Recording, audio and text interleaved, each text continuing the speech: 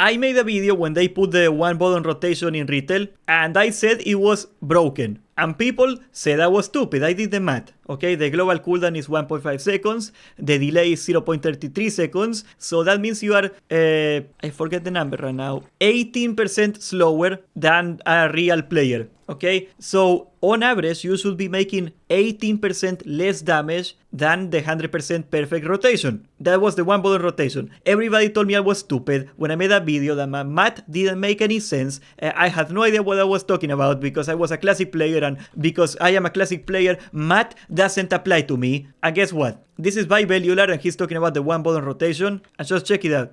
We've got a lot to talk about in today's news. I mean, player housing might actually be earlier than we dared hope. Maybe even a whole patch earlier. On top of that, the single button assistant is officially a success, at least in the words of the developer. I certainly know that Trang Lao and my ROG ally has been a little bit nicer with the single button assistant existing. We've also got a lot to talk about with Season 3, because it seems it could be carrying on the wins of Season 2. Loads of absolutely gorgeous cosmetics that are coming to the game as well. But first, I think we'll have to talk about the big thing, which is that player housing might be early. Take a look at this. You see that the player housing icon actually sits just before midnight on the official roadmap. Now, we all took that to mean the pre-patch. But what if it's earlier? And I'm not just saying that idly. We know that player housing is testable on the show floor at Gamescom, and now we've been able to see that Blizzard won't have to fly across the planet with, I don't know, server racks and equipment to do it all local, because they've actually set up Battle.net servers to connect to. And they've done this using all the same infrastructure that they use for internal testing and for public testing, which actually means that we might get to snoop and data mine. Now, Marleman, our retired data mining hero, big legend in the community, spotted an 11.2.7 server with Show 3 in the name. Now, you can even see it from the public test realm client. Now, he points out... Okay, so we're getting like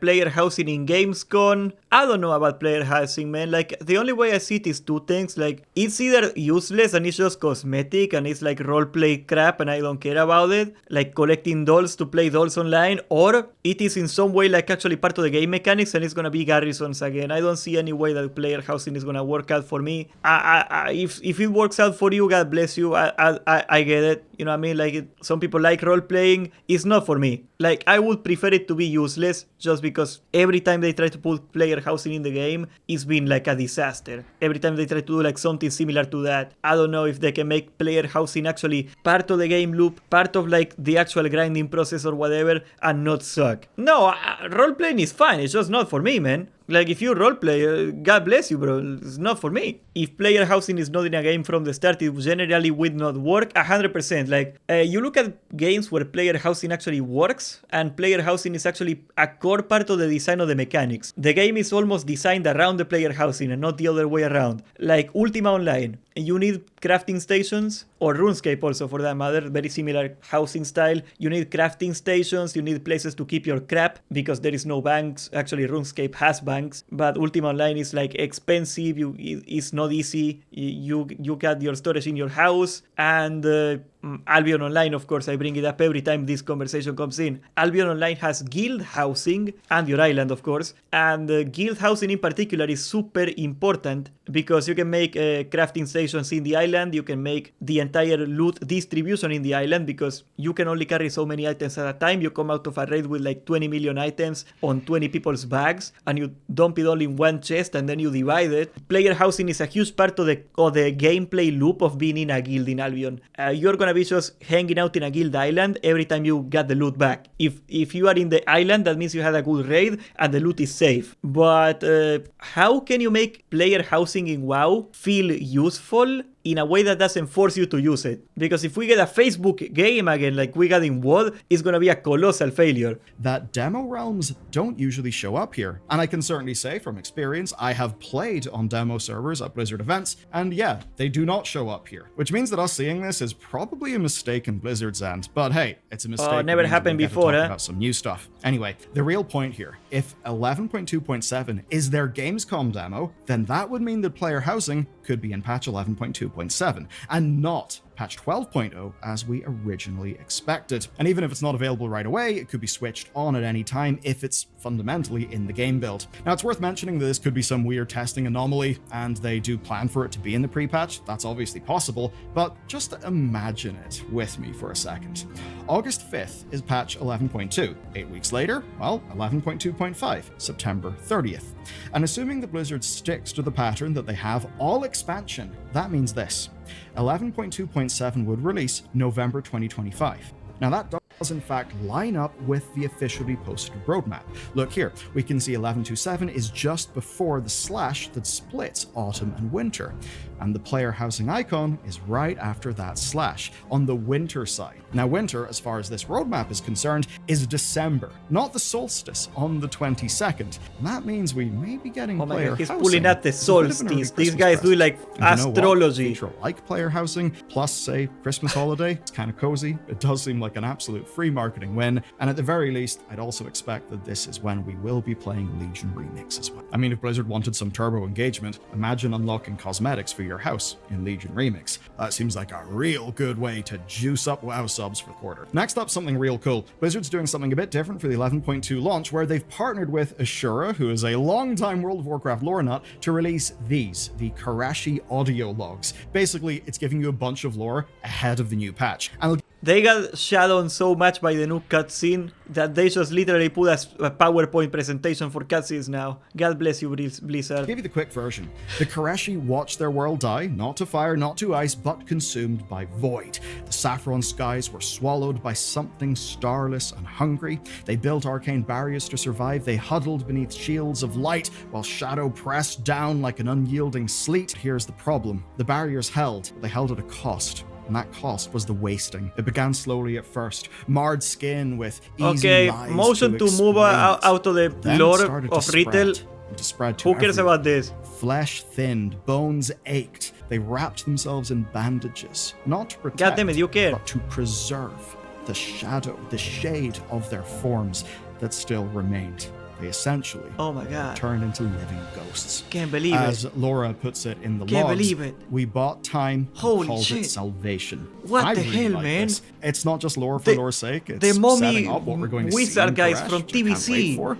in a dead mountain world. full of And that also works as a asbesto cautionary dust. tale, because it's designed to set up the stakes for the Midnight expansion. If Midnight goes wrong, well, patch 11.2 pretty much shows you what I'm gonna happened to cry. Azeroth. Big fan of that, and personally, I love the gnarly details in these logs, all the flesh shrinking away, and also, collabing with Ashura, doing these audio logs, and of course the audio drama that they posted recently. It is a nice reminder that internal Blizzard can still do really cool social stuff to engage with us, very much unlike the outsourced slop that I covered in this video. Anyway, let's move to the next topic. Well, this is quite the quote. Overwhelmingly positive. Finally. There's another quote. We received overwhelmingly positive feedback. They're finding it valuable. The game is more enjoyable to them. Now, those are all quotes from Morgan Day, and Morgan is the Associate Game Director for World of Warcraft, and he's sharing what Blizzard have heard from players about the single button assistant. Essentially, over the course of this patch, we've learned that it's actually incredibly strong. Like, yeah, it's not going to be as good as you playing perfectly. It's not going to be as good as... Yeah, but like, I did the math, okay? 17% handicap, that's an 83% parse. That's a purple parse. You can get a purple parse with a one button. Like, how is this not broken? a sim. But guess what? You're probably not as good as a sim. I know I'm certainly not. And honestly, If you mess up 1 every 5 globals, that's a 20% mistake, okay? Like, if you do not take advantage of a proc, if you do not take advantage of your cooldowns right, any of that things, that's more than 20%.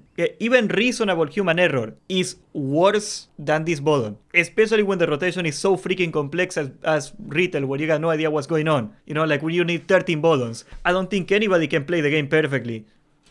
for the average player, you probably do more damage if you turn it on. And it turns out Blizzard are perfectly happy with that. It turns out that's kind of what they wanted all along. And this is fascinating. Morgan Day said they feel, quote, "it's currently meeting our intentions." And that basically means, there you have it. It is a success.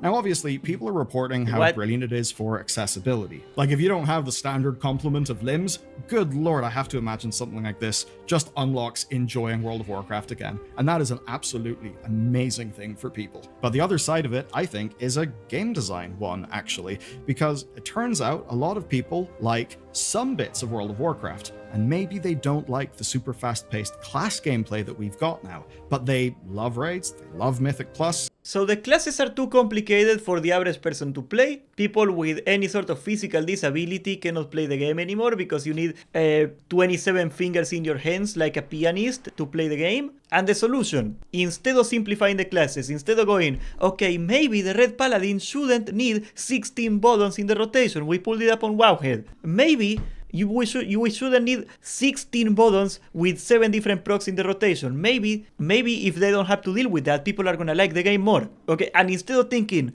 okay, let's just get rid of some buttons, they put a bot to play for you. That's the part I don't get. Of course it is better than playing the 16 button rotation in retail. 100%. If I play retail, I will use the 1 button rotation. I got no intention of learning how to play a 16 button class. But how is this the actual solution? Simplify the classes, man. It's so obvious. Who are you doing this for? Who likes this? Love collecting things. For a lot of those people, it basically minimizes the stuff they don't like, which means they can maximize their... League of Legends has 4 buttons. If you count your items, okay, you can say you got like 4 buttons and the word. Will somebody say that League of Legends is a casual game with no competitive scene? Counter-Strike has 2 buttons, the right click and left click. Like, why do you need 16 buttons to enjoy this game? I don't think any MMO comes close to the amount of buttons in retail. Guild Wars 2, I think it has 8 buttons. Albion has 6 buttons. I understand that vanilla WoW classes are bare bones and broken, but there is an in-between between 2 buttons or 1 button and 16 buttons. Like, what the hell?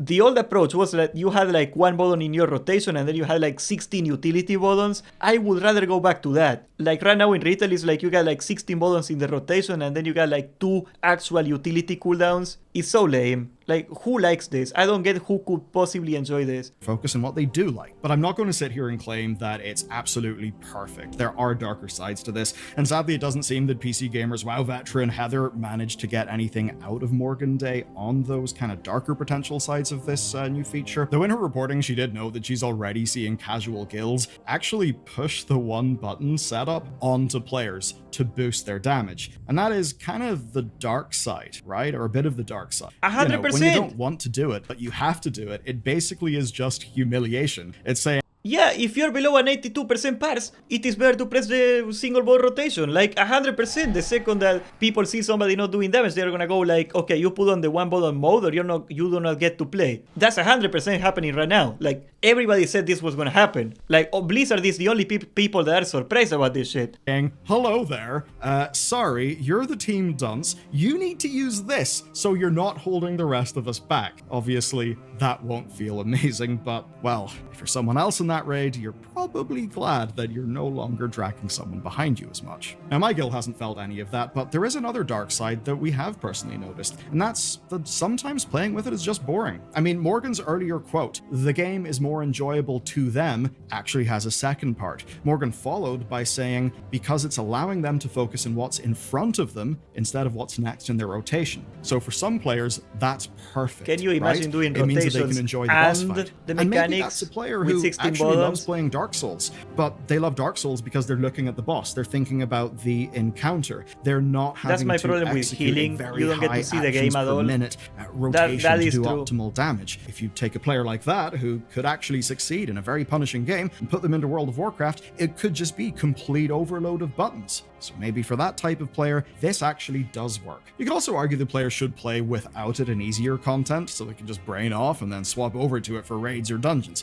Maybe get the best of both worlds or something. But that's forgetting one vital thing. We, I have to say unfortunately, are MMORPG players. I know, I'm sorry, but well, the cross we've Oh all my got God, to I bear. cannot believe it. And that does mean that on average, we're going to take the easy and efficient path. Why go to many buttons when you can play with just one, right? It's basically that. Why many word when only one word do? You know, that kind of energy. But world. I run 180 computers at a time in my Venezuelan house, and I think this is a great change. Oh, yeah, good point. Get interesting is this season. This season will be the first real test, so keep your eyes peeled for any one-button bullying or just people doing way better with it. Or if you feel the urge to, resort to it yourself. If, or maybe when you do, let us know. Morgan told Heather that there are no updates for it in patch 11.2 except for tweaks to support class changes, so I think it's clear that Blizzard wants a full patch worth of testing data as well. Bad news, everyone. Blizzard just made enemies 10% harder to kill in Season 3 dungeons, but actually it's good news.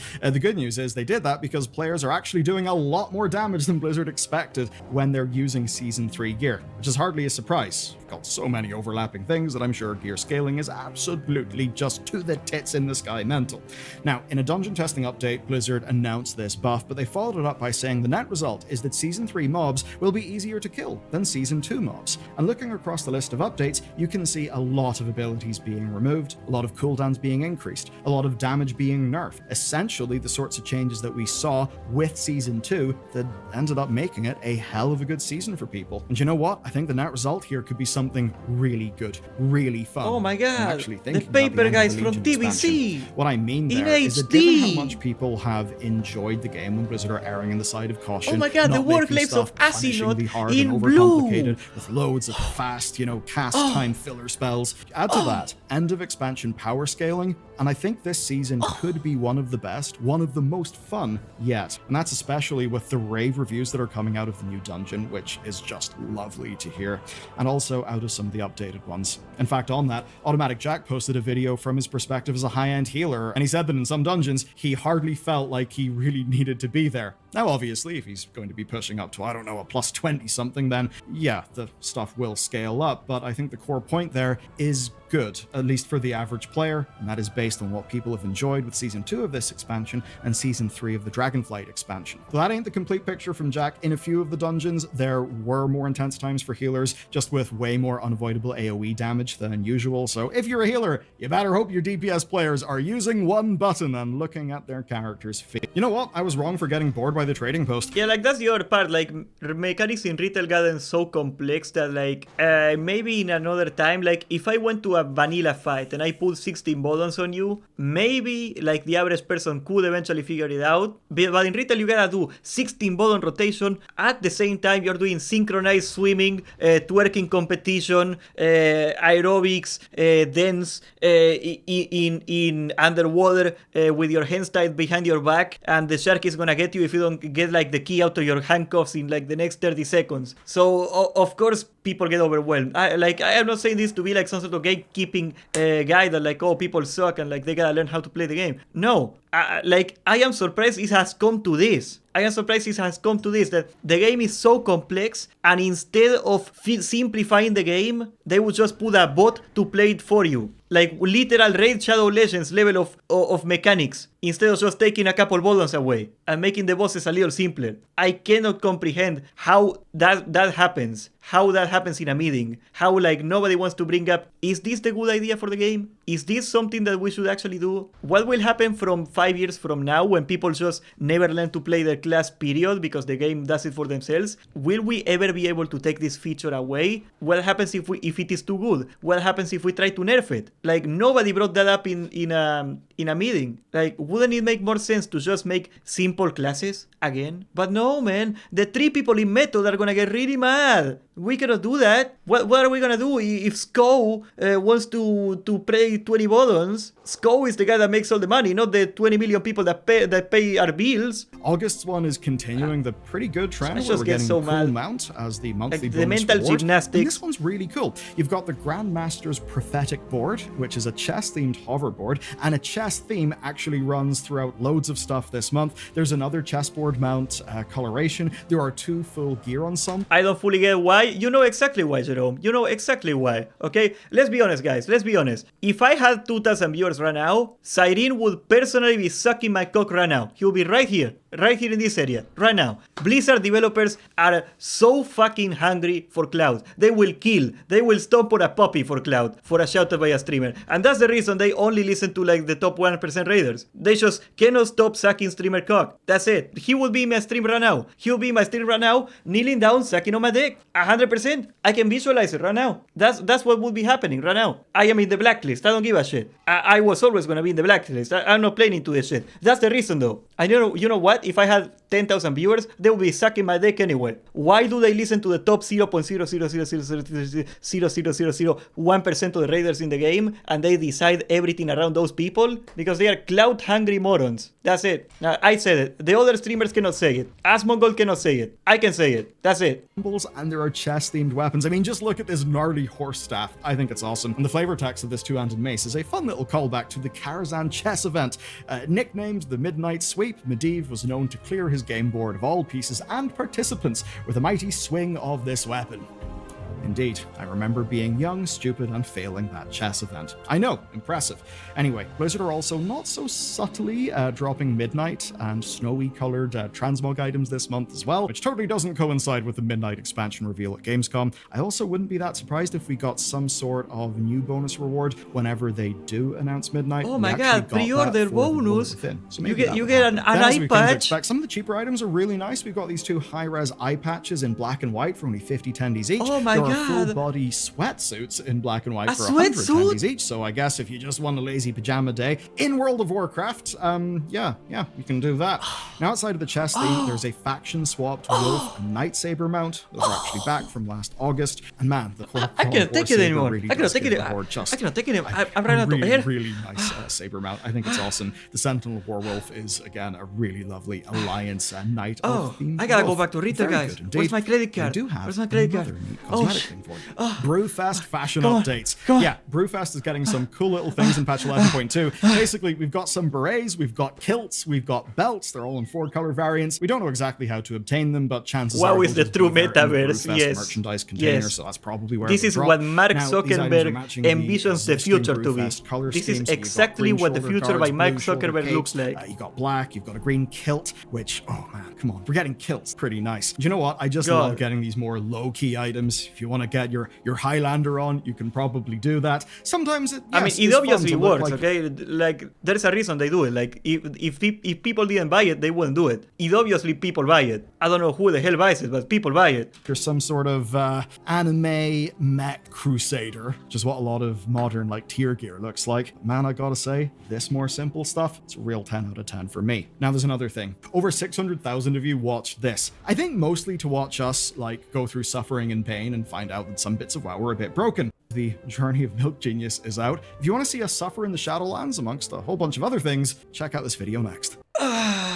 How does Bellular still make a living? Well, he got a normal news channel that isn't about WoW and is doing great. Way better than his WoW stuff. I wouldn't be surprised if he just stopped making WoW videos entirely because he's doing so good on the other stuff. I like Bellular. I am not surprised Bellular is successful. For all I know, maybe he's super excited about the new eye patch you can get for $50. Who am I to judge? I mean, he plays retail, he obviously likes the game. I just cannot comprehend this stuff. This game is so lost. When they released the one bottle rotation, I was fully expecting the community to raise up in arms, say this is not right, this is messed up, why don't you just simplify the classes? And like for the most part, I mean, like the retail player base actually like the change. Like when they say it's a success, I think they mean it. Like people are happy about the change. And that should tell you just how lost this game is. I don't know, yes, this was way too over the top. I just cannot see myself playing retail in any serious capacity. Like, let me be transparent with you, I got this series of videos on the one button challenge in retail for midnight launch. I will make like 20 classes and just try to get a purple parse on each one of them just for the memes, for the joke. I just cannot imagine who could deeply care about this game and not hate themselves at this point. You gotta hate yourself. You look at people like Asmongold and he quit. The guy had like, what was it, 18,000 hours played? Somebody did the math. It was like a full-time job for 17 years. He played the game and he cannot bring himself to care anymore. You gotta feel destroyed when you see this. Like, that would bring me to tears. You know, they take something that you care about so much for the last 20 years and they turn it into this. A mobile botting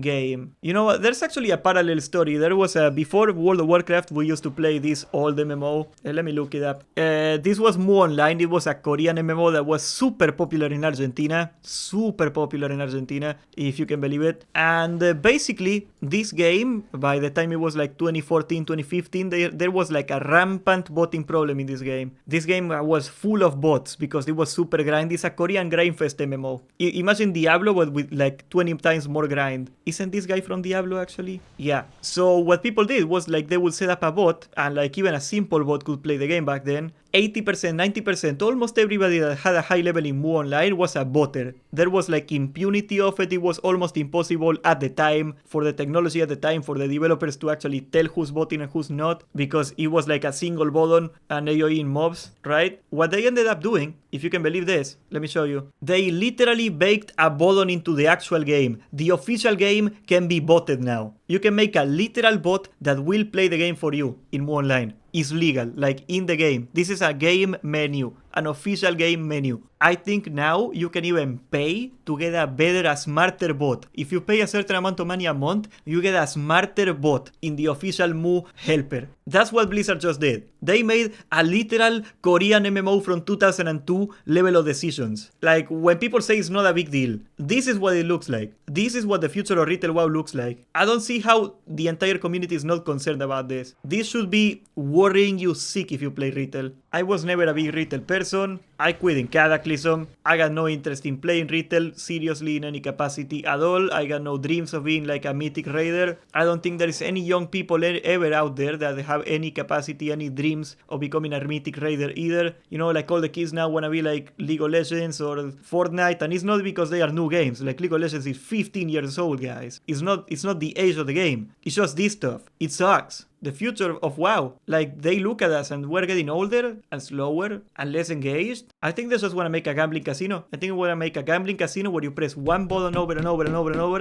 and you see the jackpot go off and you see the colors on the screen go off, and that's all you do, and you just turn off your brain. And that's their vision for WoW. That's the future of WoW for Blizzard. I don't know if we can stop it. I don't think we can stop it. It is not up to me to stop it. It is probably not up to you to stop it.